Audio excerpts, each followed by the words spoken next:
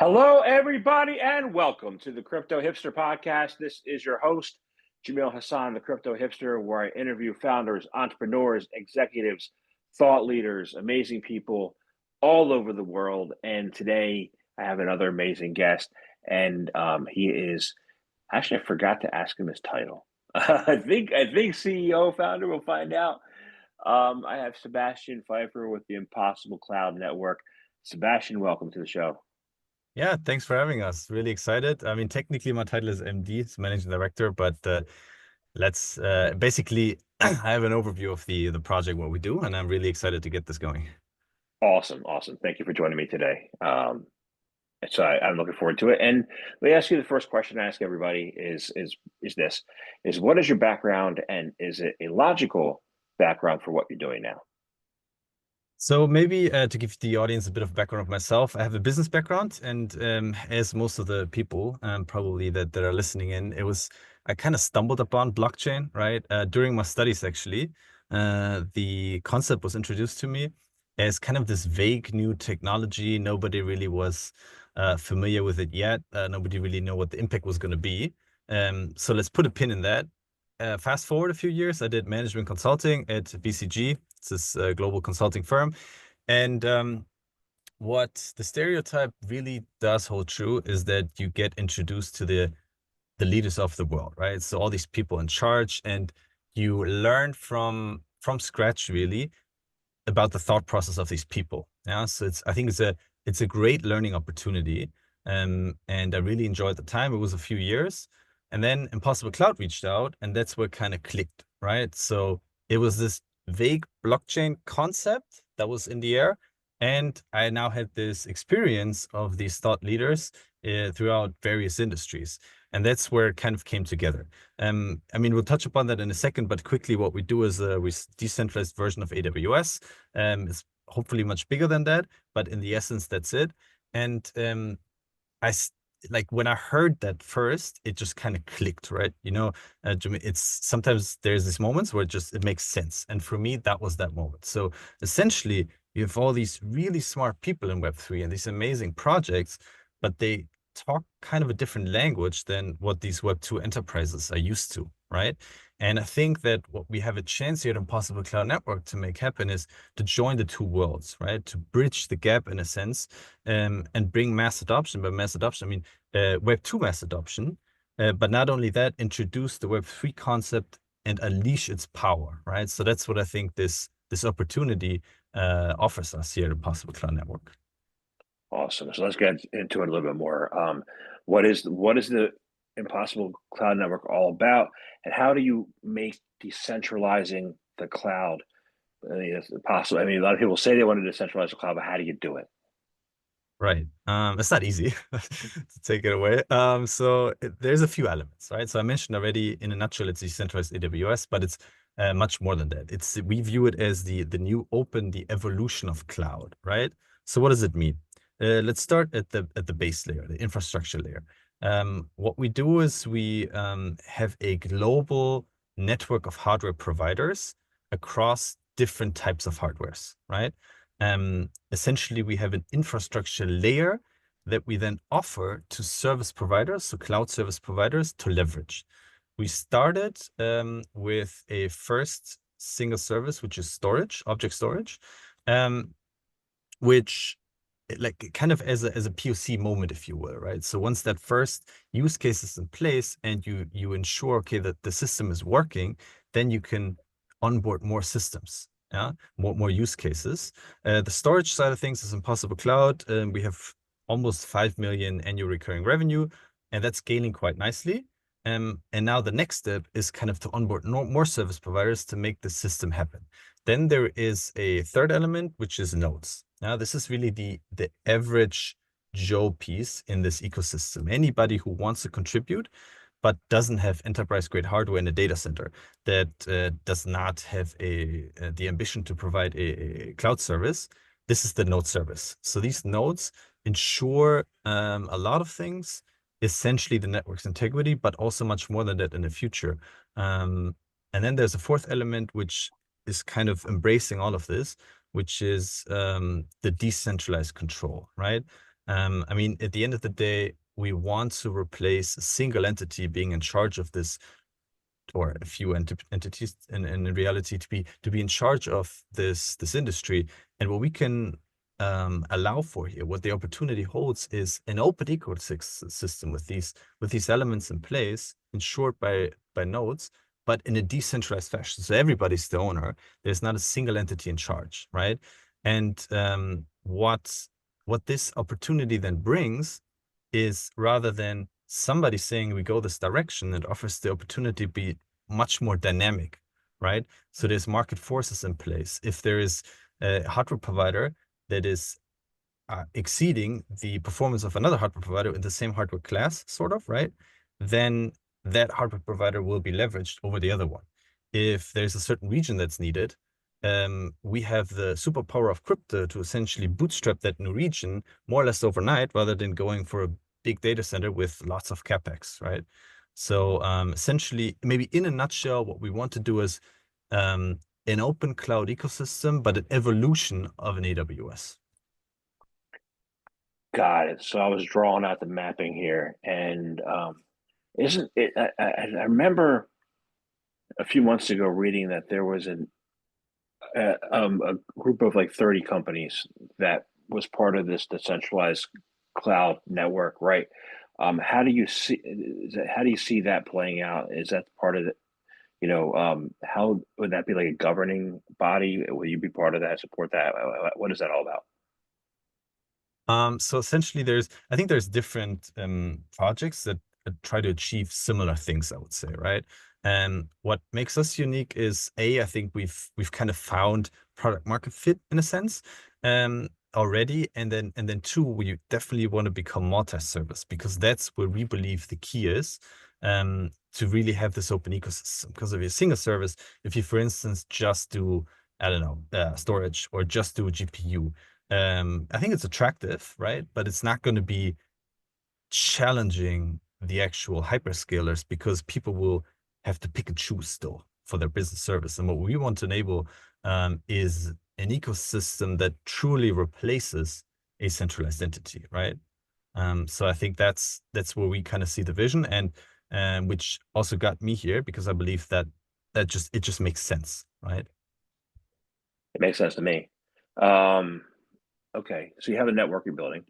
Why is using your network an improvement over traditional cloud providers? I think you give me a good one answer so far. And in the efforts to build a sustainable Web3. Right. So maybe upfront, I mean, I mentioned this, that we wanted this ecosystem. So we're not necessarily the cloud provider, but rather like overarching, if you will. But the question is still valid, right? So how is this ecosystem better than what's currently out there? Maybe let's start with the current situation. So big tech has somehow managed to create this tremendous market entry barriers. I read that AWS wants to spend, I think, roughly 100 billion US dollars this year on infrastructure, right? I mean, just let this figure sink in. It's just so much money. It's, unless your name is Google or Microsoft, it's basically impossible to compete with this. Yeah, it literally is. So this allowed them to create this ecosystem. I mean, it's not bad, this ecosystem, right? That's where you're asking the question. So basically, once you have your foot in the door as a business, you leverage one service, they lock you in, you see this 200 plus services that can basically enable you to run what you want to do. And so once you have the foot in the door, it's really hard to get out again, right? However, you do start to see cracks in this facade, right? So AWS, for instance, said themselves that there's a high likelihood that they won't be able to keep up with the demand for their services, because it's simply impossible to build a supply. It's from a monetary perspective, but also from like simply power perspective, it's not possible, right? The second one is it's still the single entity in charge. So politics aside, do you want as a business to put your data, your heart, blood, and soul of your identity on a provider that could potentially shut you off overnight. And we've actually seen this, right? So I think those two combined enable us to come in. So to recap again, we have this open cloud vision. What we want is we want more participants, more services to be able to leverage this tremendous business opportunity, natural competition between the elements that I mentioned, right? And we want service providers. I think that's what we started with, that initially touch upon in a second with the storage. We want service providers to always have the customer demand in mind when using this ecosystem, right? I mentioned the almost 5 million recurring revenue, which is, I mean, I've done this. The part of the business building. It's really not easy to get customers on board. They're not directly asking for all of the things that I just mentioned. I think for us, this is a visionary piece, but what the customer at the end of the day wants is a working service. Yeah. And we are able to supply that. Any service offered that builds on this platform will be able to leverage enterprise grade hardware. That's the requirement on the hardware side. And I think with the joint ownership or decentralized ownership of this ecosystem, I think this at the very least offers the opportunity to compete on a fair level with these traditional cloud providers. Awesome. Okay. So yeah, you mentioned downtime. I mean, there was a time last year where there was a like airport issue and Amazon went down. And then 3 years ago, I was having this amazing podcast with a woman out of Italy, and I was trusting my platform. And I had this 45-minute conversation with her. We had to redo it because Amazon server stopped working that day and didn't tell anybody. So Wow. I'm Yeah. like, so I always hope that things work, you know? And I think it's like there's three parts to this, right? So it's the single point of failure, it's the ownership, like there's no single entity in charge, and then the third one, which is edge possibilities, right? So I mentioned this in the beginning. You can be much more agile with spinning up hardware wherever you need it, right? So AWS has what, 30-ish data centers around the world. We could, with this architecture in mind, we could technically have hundreds, right? Which could also provide you a benefit in terms of actual service. Yeah. That sounds good. So, I want to shift a little bit because when you're talking about cloud network, you're also talking about decentralized physical infrastructure networks. Or you're talking about oracles, right? How I mean, some cloud providers want to go without oracles, but what's some use them. How do Oracle nodes help shape the decentralized cloud and DePIN? Yeah, so I think they're more than an essential element, they're the key element, right? So what they are able to do is they are able to replace the traditional contracts, right? Which have ups and downs, to be fair. But at the end of the day, they want to monitor the functionality of the network and thereby increasing transparency and trustworthiness of the system. Because if you can at all times observe the service, the hardware performance, this is a customer benefit, right? So instead of having a centralized entity do this work, it's the nodes doing this work. I do want to acknowledge, though, and that I think is also something that makes us one of the more unique projects in the Web3 space, is we view this as an evolutionary approach, right? So we see the caveat that Web3, as mentioned before, has this great technology and these great promises, but is not fully there yet, right? So we view this as a step-by-step process towards full decentralization, right? So right now they check upon the characteristics of the hardware, if the service, if the SLAs, downtime or the availability is where it should be, and then there's more functions to come in the future. And this combined will be the key trust building mechanism in the evolution of the cloud, for sure. I like that word trust. You know, I used to have different wallets. One was a BRD wallet, they're not around anymore. And like I would ask for an annual like transaction record, and the Mhm. annual transaction record would come from Amazon. Like, I thought we were decentralized. Why is it coming from everybody? You know, and you talk about getting more Web 2 people onto Web 3, and you talk about trust, right? And how do you get them? What's the future of like the cloud computing and DeepIn to like create trust and have people trust Web 3 so that we can have that global adoption that you're seeking? Right. So I'm not sure meme coins will help here. um, while they're popular now, I think that the why do people why are people excited about this, right? At the end of the day, it's a way to make money. Yeah, let's face it. So what I think Deepin offers is a combination with actual use cases in an industry that is growing at a tremendous speed, right? So will somebody be paying you more money in the future for what you have right now in terms of meme coin? Might keep going. I don't know. Nobody knows. But what I can tell you is that the internet and infrastructure needs are not going anywhere. Yeah. So that's what I think the it's a bit underrated in the sense that people have this realization of the potential of Deepin, but they haven't fully grasped what it's capable of, especially on the cloud side, right? So architecturally, yes, the internet might change one or the other angle, but the infrastructure need will always be there, right? And fair enough, not all Deepin projects have a working business model, but I think we have found that angle, right? I mentioned the revenue figure already. I think just the vision is so attractive. Maybe a deep dive on AI, right? I mean, probably talk a lot about AI these days. Everybody does. Um, so it is, let's face it, a more and more powerful tool that enables us to do certain things. Yeah.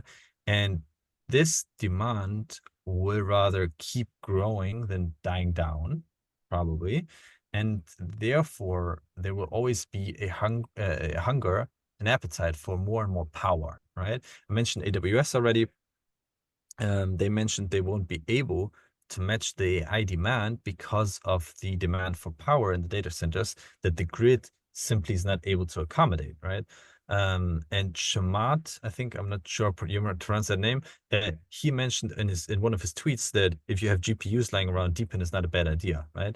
I think all of these things hint that the cloud and what we built here has so much potential that it's going to be able to facilitate that future demand, right? So hyperscalers are investing billions. They can't face the demand. DeepIn has the superpower with Web3 to answer this challenge and mobilize huge amounts of global infrastructure for this open competitive market.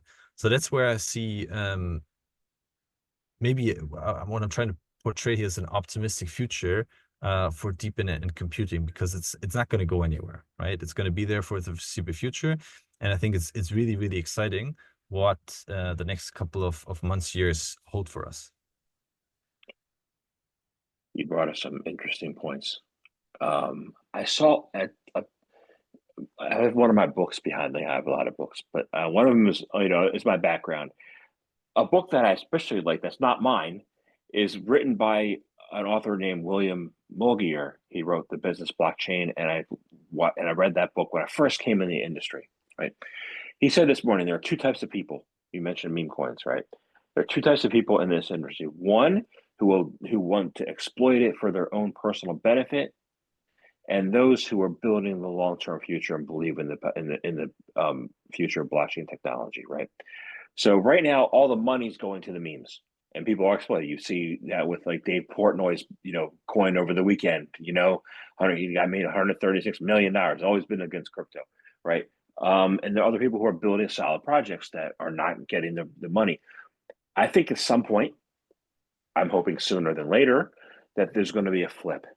That we're going to see people pour money into infrastructure, and people pour money into what we're building for the future instead of just chucking money at nothing, right? When's that going to happen, and what do you think is going to drive that flip the switch moment? So I would argue that it's already happening to a certain degree, at least. The flipping of the switch is an interesting question, right? I'm afraid that look, I think the meme coin, I see two sides to this. On the one hand side, I think it's again putting Web3 into this casino culture, and it's taking a lot of attention away from, as you put it, this infrastructure or this useful side, I would say, of the industry. At the same time, it offers an opportunity to attract more people into the space because it's being written about, right? So people that are not common or are not familiar with Web3, they might be aware now because of presidents, because of countries doing meme coins, right? So I see like a up and downside to this. Now, eventually it will stop, right? The music will stop playing, and then the question is, okay, which are the projects that will fundamentally or supported by fundamental business value uh, persist to drive innovation? And my humble opinion, it will always be, at least Deepin will be one of those industries. Why? Because I mentioned already, the cloud industry is simply so full of demand that people will inevitably look for building in this space. And I think that we are poised to be one of them. Um, Interesting when the switch, as you put it, will happen, right? Um, so if we look at just the pure industry view, the cloud market is projected to, depending on what study you follow, hit 1 trillion in revenue by, I think, end of this decade, right? So that gives us a few years. Like, just let the numbers sink in, how big this market really is, and what a chance we have here to contribute to this. So even if it's not going to be the entire market, but if a share of that would fall into our direction, I think that would be the switch. Got it. Thank you. That's a good answer. All right. So I want to shift gears a little bit. It's still related. When I came in the blockchain industry, there were three promises, right? There was, a voice for the voiceless. There's banking for the unbankable, and there's identity for the unidentifiable, right? So the third one, the identity for the unidentifiable. How are you helping to usher in the new state of delivering on that promise? And what do you think? And what is proof? What is proof of humanity? And as a human, because you talked about AI too, right? So how are you helping that with that third promise and the proof of humanity? So proof of humanity is interesting, I think. So first of all, what is it? It's essentially using various methods like social verification, cryptographic techniques to ensure that whoever this party is you're dealing with here is an actual individual that's distinct from others, right? So it's essentially identifying you a unique person. I think this offers the potential to provide a balance between the need for anonymity in the space, right, which is the essence of Web3 blockchain to a degree, and the need to deal with actual individuals that are not going to scam you for some reason. So how does this come into effect with Deepin?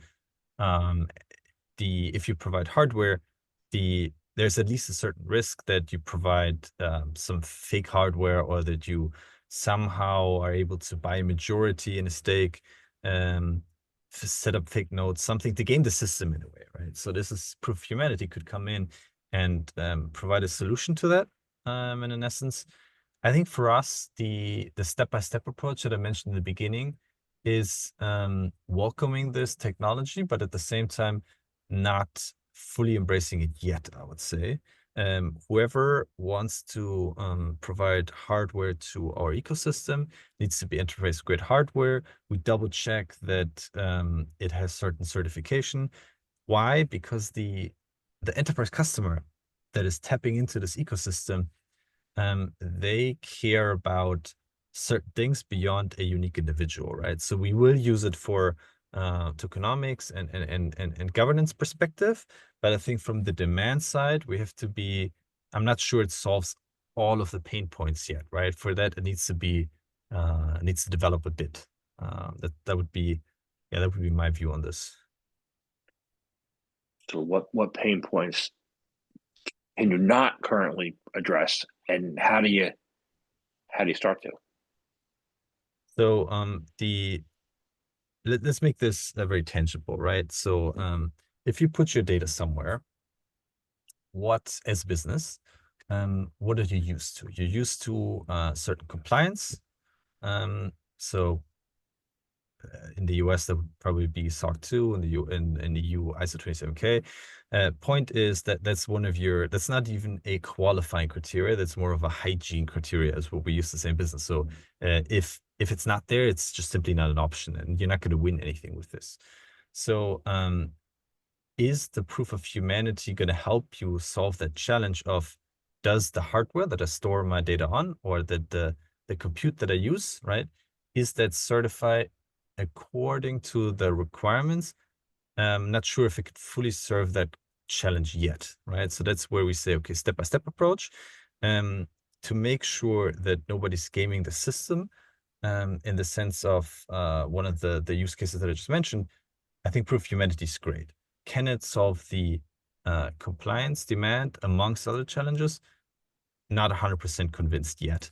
But as mentioned, we view this as a step-by-step approach. We acknowledge Web3 has certain shortcomings, has advantages. So let's take the best of both worlds in a sense, right? And that's where I think the proof of humanity could help, and over time potentially do much more than that. Got it. Got it. Thank you. So I'm looking at a future, right, where AWS shares the cloud space with Web3 developers, with Web3 companies. And what's your what's your vision of that partner? Is it a partnership? Is it a competition? How do you view it then? 5-10 years from now, we're sitting here. What do you see? So I think that if AWS were to shift their identity in more of a decentralized way, happy to discuss, right? Until then, I'm afraid it would kind of bite their own DNA if they were to move in the Web3 angle, right? The fact that they make so much money in this is just, I think it's too appealing for them to change their business model, right? If I were to portray a picture where I see us in 5 years, we have, I would say we have not only captured market, but we've become a natural element. And by we, I mean DePIN in general, but especially cloud, decentralized cloud, is we've become a natural element of the industry, right? So we're no longer viewed as there is this Web3 project doing this, but we are, okay, there's this ecosystem that has all the service providers that you can use, period, right? So I always see blockchain, and once I had a conversation with another project that has GPUs, where the founder said he sees it as a barcode, sort of. There's this technology lying in the background. People use it, but don't really know how exactly it works. And that's where I want Web3 to evolve towards, right? It's this technology. Yes, it is complicated. You can go very deep, but the customer at the end of the day sees there's these advantages to this, and I'm not going to be. I don't even look at the other stuff that's kind of going on. But for us as Web3 natives, acknowledging that this is an open system, this is evolving over time. There's so many elements that are kind of competing with each other. I think that's what makes it so interesting. Yeah, I agree. That's why I'm still here. So, yeah, awesome. So I want to thank you very much. This has been a wonderful conversation, and it's insightful, and thank you. I have one last question. It's easy. How can people find out more information about you, about the Impossible Cloud Network? How can they start to use it? How can they do that? Yeah, fantastic. I mean, first of all, thanks for having us. Really been a pleasure. If you want to reach out, there's the website icn.global. We have a Twitter and Discord community, of course. There's good old email. Why not? And yeah, I mean, just quick timeline on us, just because you mentioned, okay, how can people use us? We plan to do mainnet and listing Q2 this year. And you can already use the storage vertical that I mentioned in the beginning, the first one of our ecosystems use cases, possiblecloud.com. if you're interested in that, or also happy to provide the connection to that team. Yeah, I mean, I'm really excited. I think by the end of this year, maybe next year, we can provide a full scale system for all the businesses out there, and I couldn't be yeah, more excited about the journey ahead. Awesome. Awesome. Thank you very much for your time today. Cheers, appreciate it.